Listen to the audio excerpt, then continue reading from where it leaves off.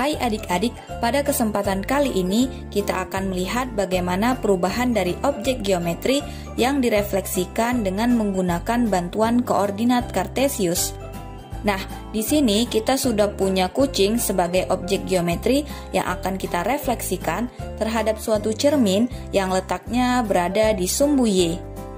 Sama seperti video sebelumnya, 4 titik yang kita ambil sebagai patokan posisi dari kucing adalah titik A yang merupakan kuping kanan berada pada koordinat 16.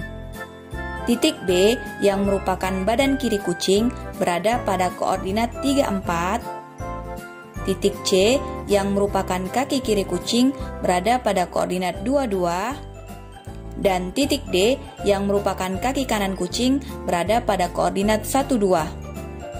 Keempat titik tersebut akan kita refleksikan terhadap sumbu Y karena posisi cerminnya berada di sumbu Y. Nah, kita mulai dari refleksi titik A. Titik A berada pada koordinat 16. Langkah awal yang harus kita lakukan ketika ingin merefleksi titik A, kita harus menentukan jarak titik A terhadap sumbu Y. Nah, di sini jarak titik A ke sumbu Y adalah 1 satuan. Karena jaraknya 1 satuan, maka jarak sumbu Y ke bayangan titik A adalah 1 satuan. Hal ini sesuai dengan prinsip yang menyatakan bahwa jarak suatu benda ke cermin adalah sama dengan jarak cermin ke bayangannya. Nah, di sini bayangan titik A kita simbolkan dengan titik A aksen ya.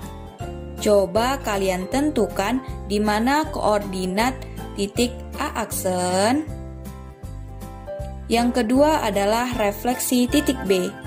Titik B berada pada koordinat 34. Jarak titik B ke sumbu Y adalah 3 satuan. Karena jaraknya 3 satuan, maka jarak sumbu Y ke bayangan titik B adalah 3 satuan. Nah, coba kalian tentukan di mana letak koordinat bayangan titik B. Yang ketiga adalah refleksi titik C. Titik C berada pada koordinat 22. Jarak titik C ke sumbu Y adalah 2 satuan. Karena jaraknya 2 satuan, maka jarak sumbu Y ke bayangan titik C juga 2 satuan. Coba kalian tentukan di mana posisi letak koordinat bayangan titik C.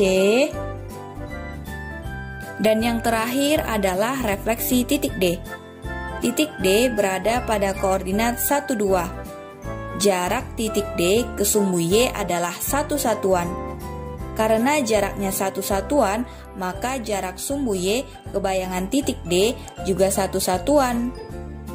Coba kalian tentukan di mana letak posisi bayangan dari titik D.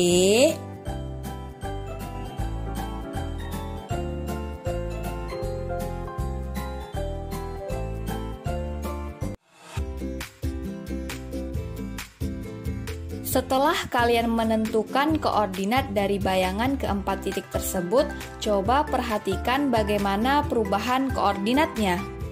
Bagaimanakah perubahan nilai X dan nilai Y dari titik A ke titik A aksen, dari titik B ke titik B aksen, dari titik C ke titik C aksen, dan dari titik D ke titik D aksen.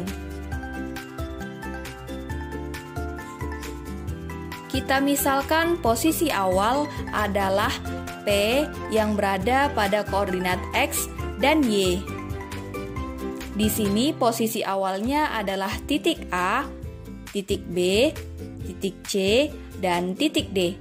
Sedangkan posisi akhirnya akan kita misalkan P aksen yang berada pada koordinat X aksen dan Y aksen.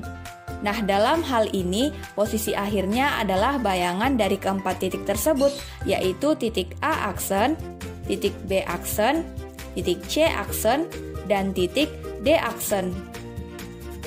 Jika jarak posisi awal ke sumbu Y kita misalkan dengan B, dan jarak posisi akhir ke sumbu Y kita misalkan dengan A. Coba kalian tentukan berapakah nilai B-nya. Setelah mendapat nilai B, akibatnya nilai A-nya adalah, karena kalian sudah mendapatkan nilai A dan nilai B, coba kalian tentukan di manakah koordinat akhir dari titik P aksen, berapakah nilai X aksennya, dan berapakah nilai Y aksen.